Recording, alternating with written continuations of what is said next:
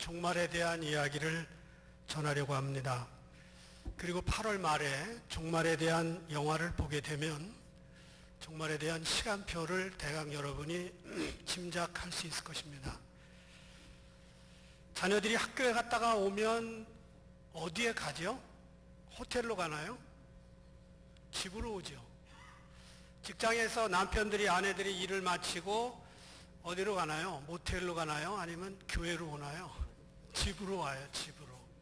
다 집에 와서 피곤함을 풀고 사랑하는 사람들이 있는 곳, 그곳에서 모든 피로를 풀게 됩니다. 우리 성도들의 영원한 집이 어디입니까? 네, 천국입니다. 천국. 거기 우리 집이 있어요. 이 땅에 있는 거 다 렌트하는 겁니다. 우리가 집을 샀어도 렌트입니다. 천국은 먼저 가신 형제 자매들이 있고요, 우리 아버지가 계신 곳입니다. 집으로 가야 됩니다. 일이 다 끝나면. 그래서 우리가 주님의 자녀라면 당연히 그 집을 그리워하면서 살아야 됩니다. 여러분, 구름을 보다가도 야, 구름 좋다, 날씨 좋다, 거기를 그치지 않고 그 위에 내 집이 있는데 언젠가 내가 거기 가야지, 이런 마음을 가지는 것이 옳습니다. 아버지가 하늘나라에서 우리를 이 땅에 보내주셨어요. 그럼 우리가 다시 글리 가야 돼요. 이것이 돌아가는 겁니다. 아버지께로 왔다가 아버지께로 가는 것. 근데 아버지께로 왔다가 돌아가지 않고 다른 곳으로 가서 영혼을 보내는 사람들이 있습니다. 불행한 거죠. 예수님께서 공생애를 시작하시면서 제일 먼저 하신 말씀이 뭐냐? 회개하라, 천국이 가까웠느니라. 천국, 하나님의 나라입니다. The kingdom of God이죠. 그만큼 예수님의 사역은 천국에 집중되어 있었습니다. 마지막 날을 경고하는 열 처녀의 비유, 하나님 나라에 대한 이야기입니다. 천국에 대한 이야기. 오늘 이 비유를 보면서 세 가지 중요한 단어로 제목을 잡았는데, 처녀, 기름, 부족, 이렇게 나옵니다. 첫 번째 우리가 주목할 단어는 처녀입니다. 1절에 천국은 열처녀와 같다. 이게 주어와 동사를 붙인 겁니다. 천국은 열처녀와 같다. 영어 성경에 보니까 이렇게 나와요. The kingdom of heaven will be like 10 virgins. 여러분, 처녀라는 단어를 들으면 뭐가 생각이 나요?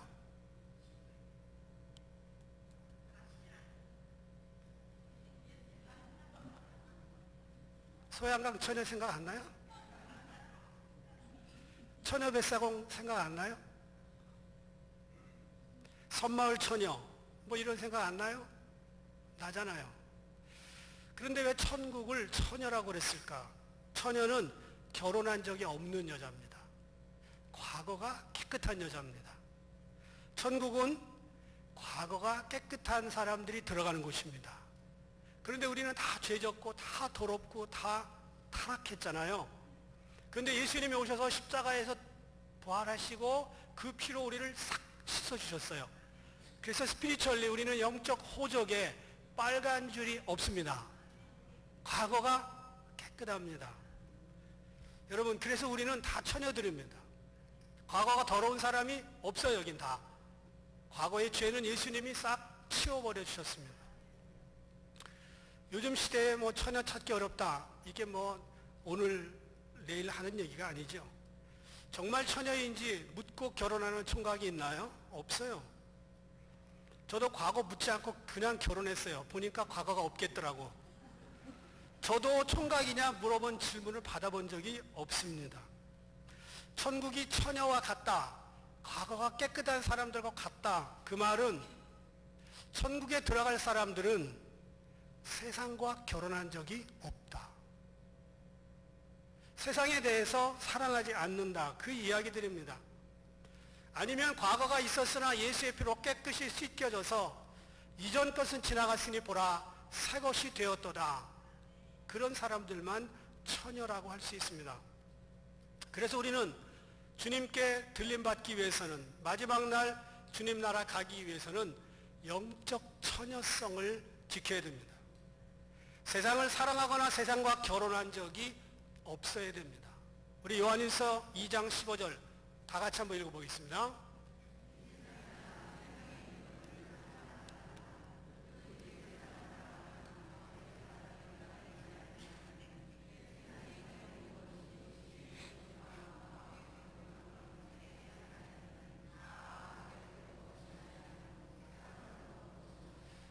그렇습니다.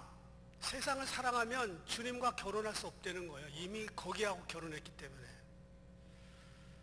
여러분, 구약 성경을 꿰뚫고 있는 하나님의 간절한 음성이 한마디가 있습니다. 그것은 처녀 이스라엘아 나에게로 돌아오라, 그 이야기입니다.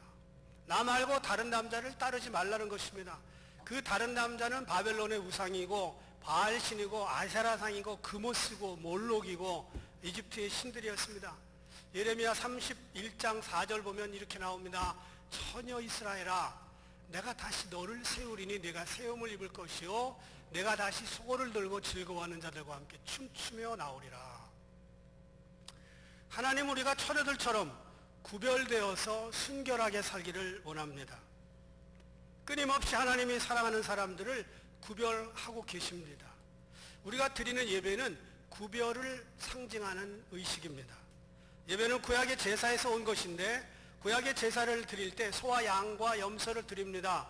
그런데 몸무게 재보고 드리는 게 아니고 흠이 있나 없나 보는 것입니다. 흠이 없으면 드리는 것이고 흠이 있으면 제물로 적격이 아닙니다. 여러분, 저와 여러분이 드려야 될 이 거룩한 예배는 신령과 진정으로 구별되어 드리는 것입니다. 이 예배 시간은요, 구별된 시간입니다. 11시 딱 여기 와서 앉아 있는 겁니다. 구별된 장소입니다. 구별된 마음으로 드리는 것입니다. 그래서 인터넷 예배 약점이 바로 여기 있습니다. 인터넷 예배는 구별된 것과 거리가 멀어요.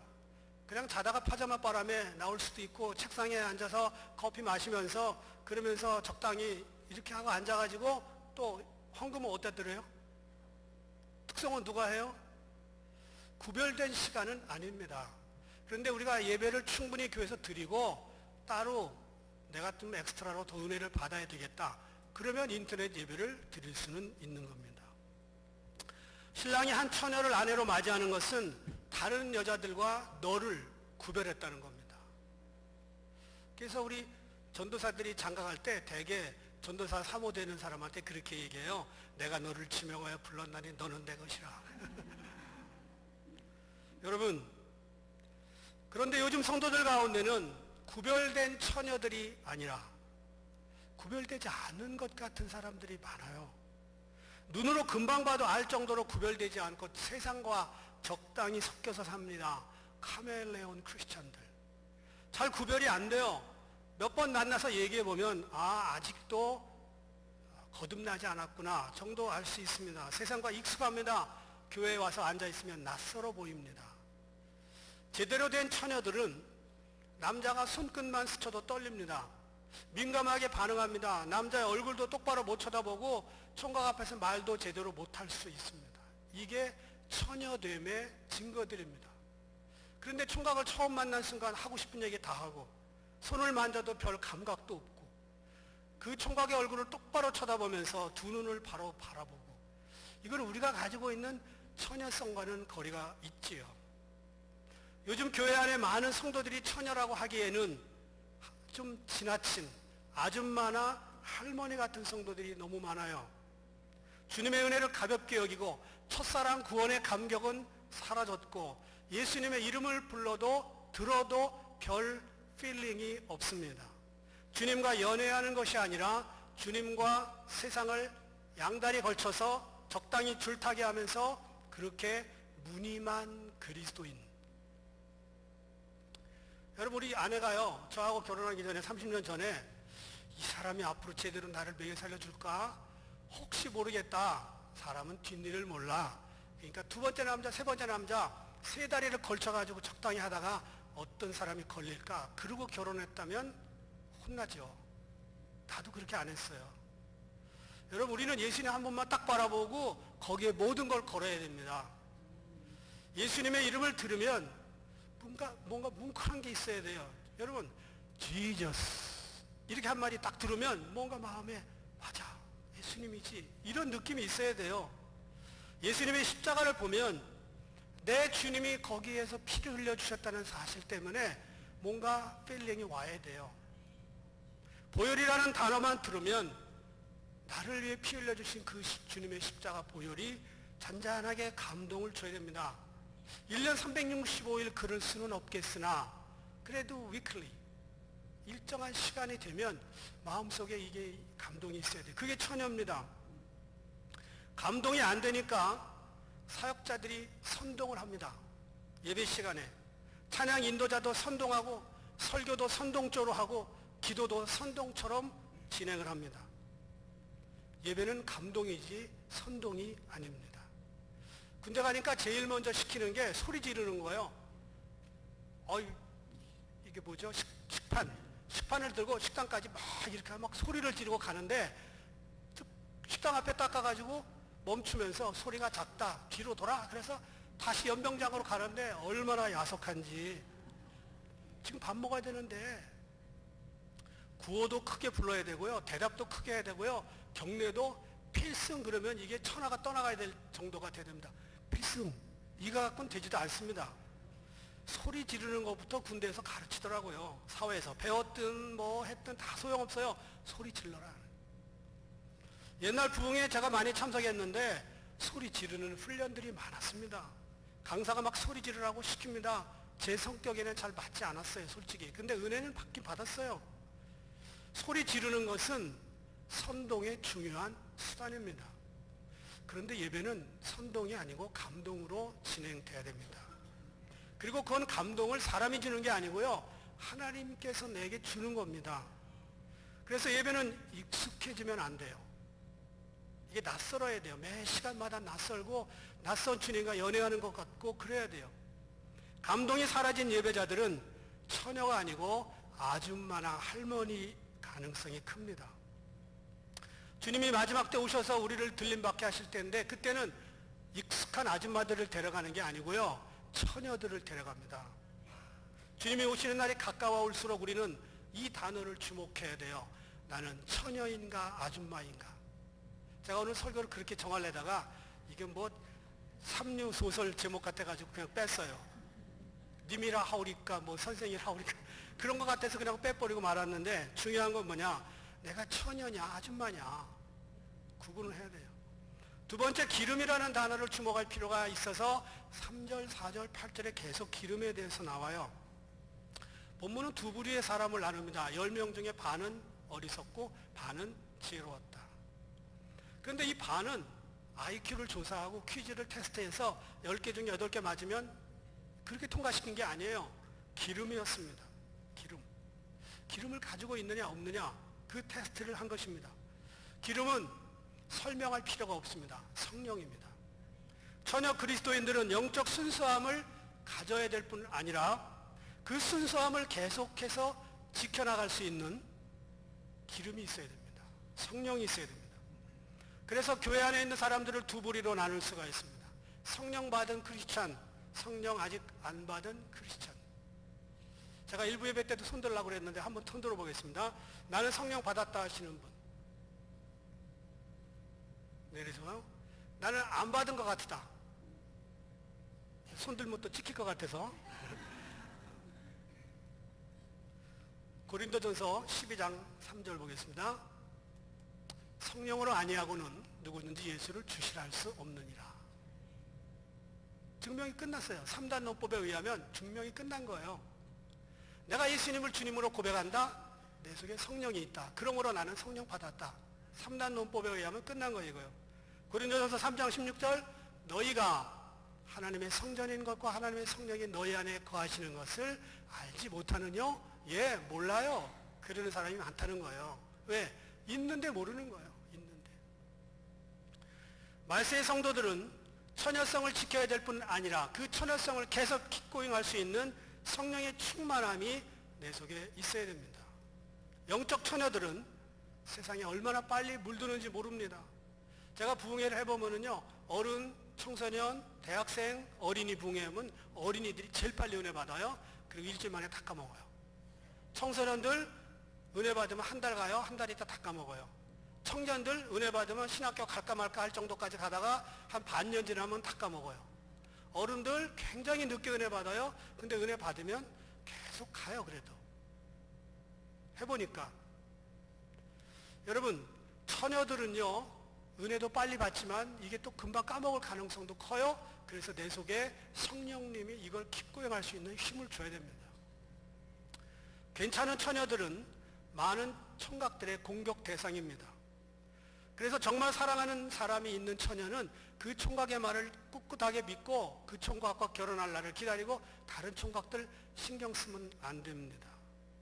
성도들의 마음속에서 주님이 다시 오신다는 그 총각 예수 그리스도를 꼭 모시고 있다면 사랑의 충만함, 성령의 충만함으로 그 약속을 꼭 붙들고 갈 수 있도록 내 속에 기름이 계속 있어야 됩니다.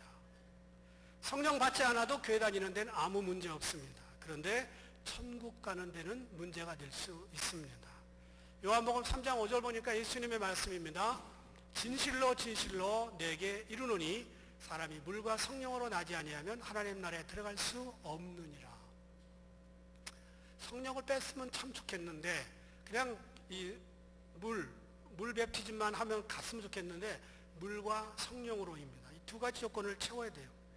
천국 문 앞에서 내가 내 믿음을 증거합니다. 나 예수 믿었어요. 목사했어요. 설교를 수천 번 했어요.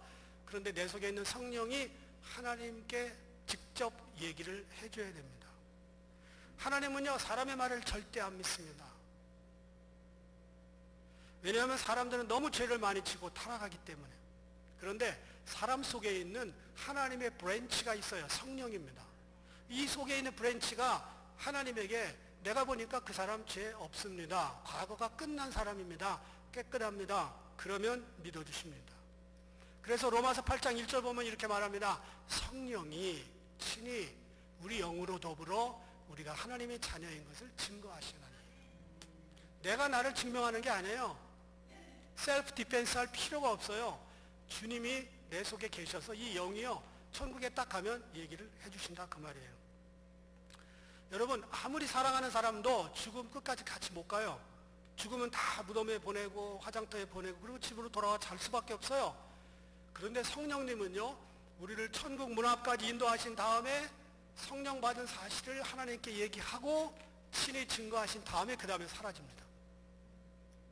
그 이후에는 뭐 하나님 나라에 계속 있을 거니까 우리가. 5절 보면 신랑이 더디옴으로 다 졸며 잘세.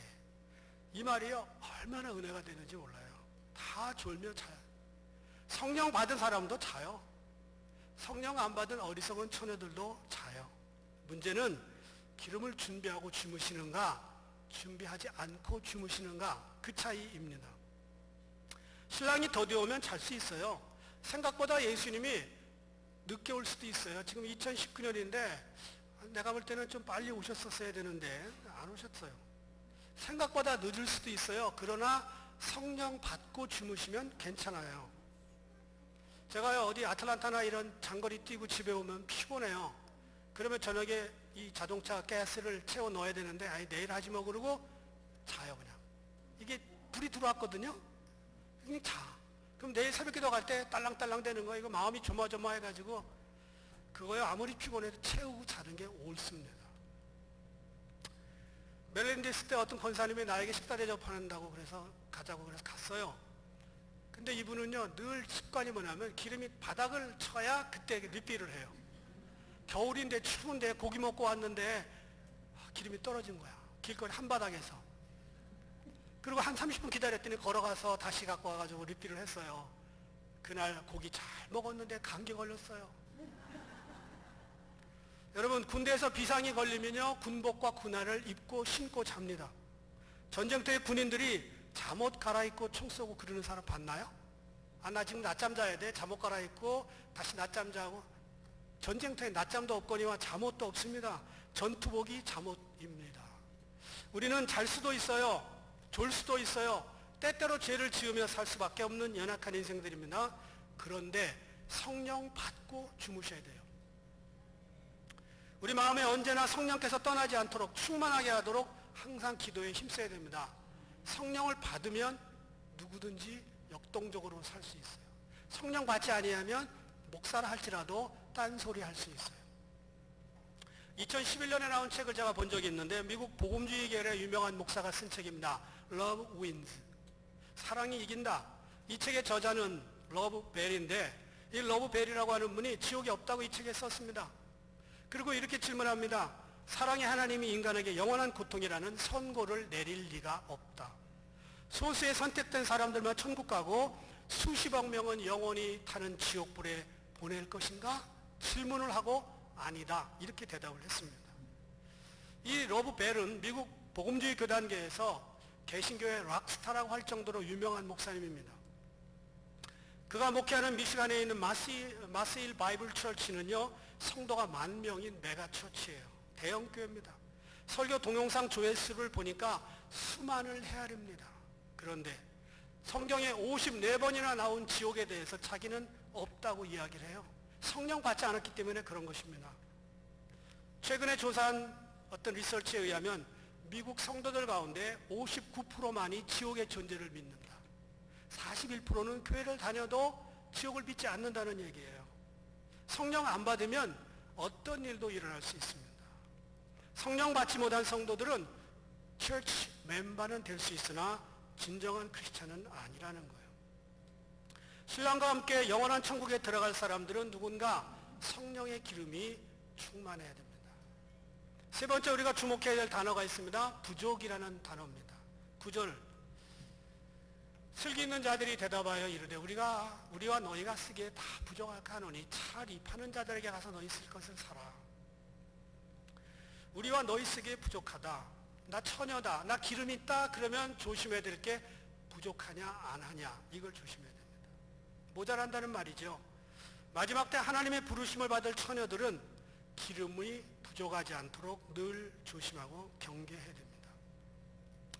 기름이 있다는 사실만 가지고 기뻐할 수는 없습니다. 나 성령 받았다? 언젠가? 그런데 지금은 역동적이지 않아요. 다이나믹하지 않습니다. 주님 오시는 날까지 내가 나를 움직일 수 있는 이 엔진이 돌아갈 수 있을 만한 기름이 충분히 있어야 됩니다. 모세는요, 하나님이 불렀을 때 나는 안 된다, 나 말 못한다, 나 못 간다, 나 살인해서 그 동네 떠났는데 내가 어떻게 그 동네 다시 가서 이스라엘을 이끌고 나오겠느냐, 몇 번을 거절했습니다. 근데 하나님이 너 가야 된다 그러니까 네 알았습니다. 그리고 그때부터 기도합니다. 40년 동안 이스라엘 백성을 이끄는 동안에 40일 금식 기도를 몇 번을 했어요. 그리고 40일 기도를 자체를 8번을 합니다. 그는 부름 받고 싶지 않았지만 부름 받았을 때 자기를 끝까지 준비해서 모자람이 없도록 애를 썼습니다. 예수님은 십자가 지고 싶지 않았습니다. 그래서 이 잔을 할 수만 있으면 피하게 해달라고 기도했습니다. 그런데 하나님이 아무 응답 없으시고 너가 져야 된다. 그러니까 네 알았어요. 그리고 지고서 십자가에서 뭐라고 말씀하셨어요? 다 이루었다. 모자람이 없어요. 다 이루었어요. 예수님도 그렇게 준비하셨어요. 에베소서 5장 18절 보면 술 취하지 말라, 이는 방탕한 것이니 오직 성령의 충만을 받으라. 충만을 받으라, 이 말은 적당히 받는 게 아니에요. 오버플로우 하는 겁니다. 넘치는 겁니다. 성령의 충만은 내가 애쓴다고 채워지는 게 아니에요. 하나님이 부어주셔야 됩니다. 모자라지 않도록 늘 경계하고 그리고 기름을 충만하게 채워야 됩니다. 11절에 보니까 미련한 처녀들이 이렇게 말합니다. 주여 주여 우리에게 열어주소서. 그때 신랑이 말해요. 난 너희들 모른다. 그런데 신랑은 모르는 처녀들은 그 신랑을 보고 뭐라고 얘기하냐면 주여 주여 이렇게 얘기해요. 내가 주님이라고 불렀다고 내 주님이 아닙니다. 내가 주님이라고 불렀는데 그분이 나를 모른다 그러면 그분은 내 주님이 아니죠. 여러분, 우리가 다 주여 주여 그러고 신앙생활 하는데 그분이 마지막 날 I don't know who you are 그러면 우리 어떡할 거예요? 제가 길거리를 지나가는데 어느 처녀가 나에게 와서 여보 그러면 내가 기분 좋을까요? 뭐하는 여자지? 이렇게 해요. 그 처녀는 나한테 뭐라고 얘기해야 돼요? 2글자 더 붙여야 돼요. 여보세요 이렇게 해야 돼요. 오직 한 사람만 나에게 여보 그래야 되는 거죠. 내가 주님에게 주님 그랬는데 주님이 날 모른다 그러면 큰일 나는 거예요. 자신의 부족함을 모르고 하나님 앞에 교만하면 그 사람은 앞으로 문 앞에서 문 밖에서 울고 있을 가능성이 있는 사람입니다. 성령 충만한지 아닌지 늘 자신의 부족을 체크를 해야 됩니다. 여러분 6절에 있는 것처럼 이제 소리가 납니다. 신랑이로다 맞으러 나오라. 이것을 신학에서는 마지막 그때가 역사의 종점이기 때문에 오메가 포인트라고 이야기한다고 제가 얘기를 들었습니다. 지금은 누가 뭐래도 역사의 한밤중입니다. 준비한 처녀도 졸고 있고요. 많은 거듭난 사람들도 여전히 세상과 적당히 밍글하고 삽니다. 섞여서. 다른 처녀들도 졸았어요. 괜찮아요. 그런데 가능하면 깨어있으면 좋지요. 근데 신랑이 늦게 온 걸 어떡하겠어요. 여러분, 그런데 늦게 와도 뭐 상관하지는 않겠으나 중요한 건 내가 기름이 있느냐는 거예요. 기름이 있느냐. 충분하냐. 주님이 오시는 그 오메가 포인트까지 유지할 수 있는 기름이 있느냐는 거예요. 기름이 딸랑딸랑 해가지고요. 플로리다 작년 12월에 갔는데 이게 몇 킬로 남았다 몇 킬로 남았다 계속 경고를 주더라고요. 교회 7인승을 가지고 갔었는데 그건 좋아요. 몇 킬로 남았다고 계속 나오니까. 주유소가 나와야지. 드디어 주유소 하나 나왔어요. 갔는데 문 닫았어. 우리 집사람이 옆에서 난리가 났어요.